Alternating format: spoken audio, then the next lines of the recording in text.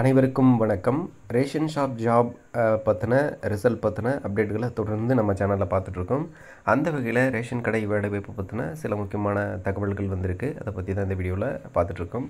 வாங்க என்ன நடக்குது அப்படின்றத பார்க்கலாம். தமிழகத்தில் உள்ள 4200 தொடக்க வேளாண்மை கூட்டுறவு சங்கத்தின் அதன் மூலம் இணைந்த 35,000 ரேஷன் கடைகளுக்கு முழு அளவில் தொடர் வேலை நிறுத்த போராட்டத்தில் ஈடுபட போவதா தற்போது இருக்கக்கூடிய ஊழியர்கள் பணியாளர்கள் சங்க கூட்டமைப்பு தீர்மானத்தை நிறைவேற்றியிருக்கு. தமிழ்நாடு மாநில தொடக்க கூட்டுறவு வங்கி அனைத்து பணியாளர் சங்கத்தில் மண்டல அளவில் போராட்டம் ஆயத்த கூட்டம் தஞ்சாவூரில் நடைபெற நடந்திருக்கு. அங்கே இந்த மாதிரி ஒரு முடிவு எடுத்திருக்காங்க. இல்லை குறிப்பாக சொல்லணும் அப்படின்னாக்க என்ன விஷயத்தை பேஸ் பண்ணி இந்த விஷயத்தை முடிவு எடுத்திருக்காங்க அப்படின்னு பார்க்கலாம்.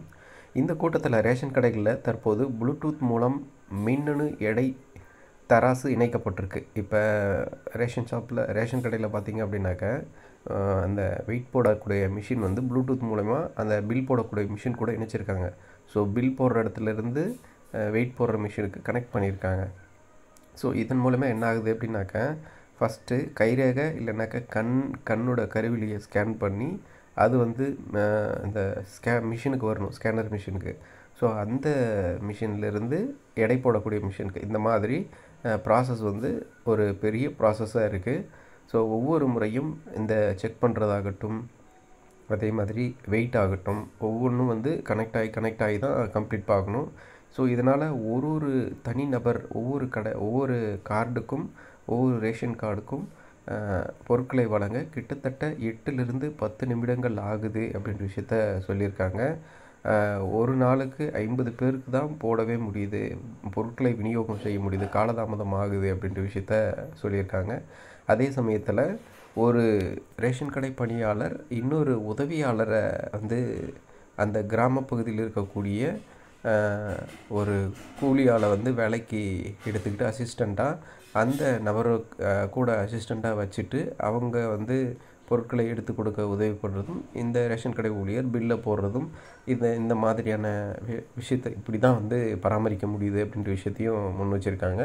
ஸோ இவ்வளோ ப்ராசஸ் டிலே ஆகுது. அதே மாதிரி அசிஸ்டண்ட் இல்லை, அங்கே ஒருத்தர் மட்டும்தான் ஒரு கடையில் வேலை செய்கிற மாதிரி இருக்குது. இன்னொருத்தரை ஒரு ஆளை அசிஸ்டண்ட்டாக வச்சு செய்ய மாதிரி இருக்குது.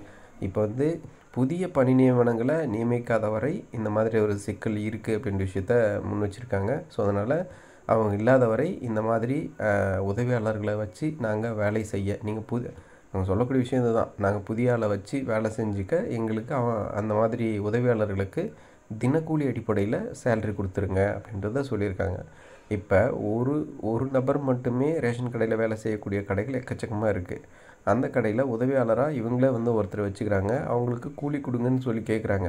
நீங்கள் உதவியாளர் நியமிக்க லேட் ஆகும், ஏன்னா இந்த அப்பாயின்மெண்ட் ப்ராசஸ் லேட் ஆகும். அப்புறம் இன்னும் அடுத்து இன்னொரு ரெக்ரூட்மெண்ட் வரப்போகுது.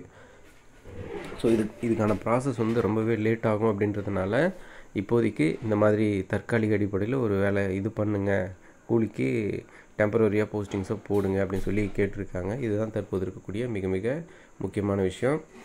ஸோ ரேஷன் ஷாப் ஜாப்பை பொறுத்த வரைக்கும்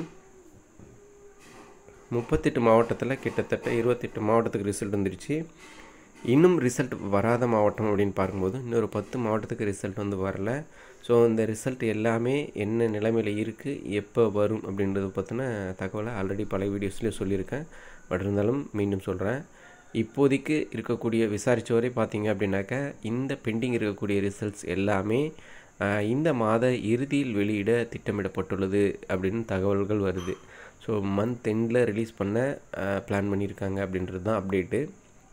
ஸோ தேர்வர்களுக்கு நம்ம மீண்டும் சொல்கிறது தான், உங்கள் மாவட்டத்துக்கு ரிசல்ட் வரல அப்படின்ற பட்சத்தில் உடனடியாக நீங்களும் உங்களுடைய மாவட்ட டிஆர்பி ஆஃபீஸ்க்கு ஃபோன் பண்ணி கேட்டால் மட்டும்தான் இதுக்குண்டான ரிசல்ட் கிடைக்கும். ஸோ நானும் என்கிட்டையும் சொல்லியிருந்தீங்க, நீங்களும் ஃபோன் பண்ணி பேசுங்க அப்படின்னு சொல்லி நானும் பேசிவிட்டு அடுத்த வீடியோவில் ஆடியோ அந்த வராத 10 மாவட்டத்திலையும் என்னென்ன பதில்களை சொல்லியிருக்காங்க அப்படின்ற ஆடியோஸை நான் ரிலீஸ் பண்ணுறேன். ஸோ இப்போ ஆக்சுவலாக ரேஷன் கடையில் என்ன ப்ராசஸ் நடக்குது அப்படின்றதையும் சொல்லிட்டேன். ஸோ இந்த மாதிரியான ஒரு ப்ராசஸ் இருக்கிறதுனால அவங்க வந்து இதை பேஸ் பண்ணி ஒரு போராட்டத்தை நடத்த முடிவு பண்ணியிருக்காங்க. ஒரு ஸ்ட்ரைக் அனௌன்ஸ்மெண்ட் கொடுத்துருக்காங்க. ஸ்ட்ரைக் போராட்டம் கிடையாது, ஒரு ஸ்ட்ரைக் அனௌன்ஸ்மெண்ட் கொடுத்துருக்காங்க. அதே சமயத்தில் புதிய பணி நியமனங்களும் மந்த் எண்டு தான். இப்போ இருக்கக்கூடிய இந்த ரிசல்ட் அடிப்படையில் வராத 10 மாவட்டத்துக்கும் மந்த் எண்டில் போட பிளான் பண்ணியிருக்காங்க. ஸோ அதனால் ரிசல்ட் முன்கூட்டியே வேணும், முன்கூட்டியே அப்பாயின்மெண்ட் கிடைக்கணும் அப்படின்ற பட்சத்தில் நீங்கள் உடனடியாக உங்களுடைய கோரிக்கைகளை வைங்க. நீங்கள் ஃபோன் பண்ணி கேளுங்க, கேட்டால் தான் வரும். அதே மாதிரி அடுத்த வீடியோவில் டீட்டெயிலாக நான் சொல்கிறேன். 10 மாவட்டத்தில் ஒவ்வொரு மாவட்டத்திலும் என்னென்ன சொன்னாங்க அப்படின்ற டீட்டெயிலை அடுத்த வீடியோவில் சொல்கிறேன். தேங்க்யூ.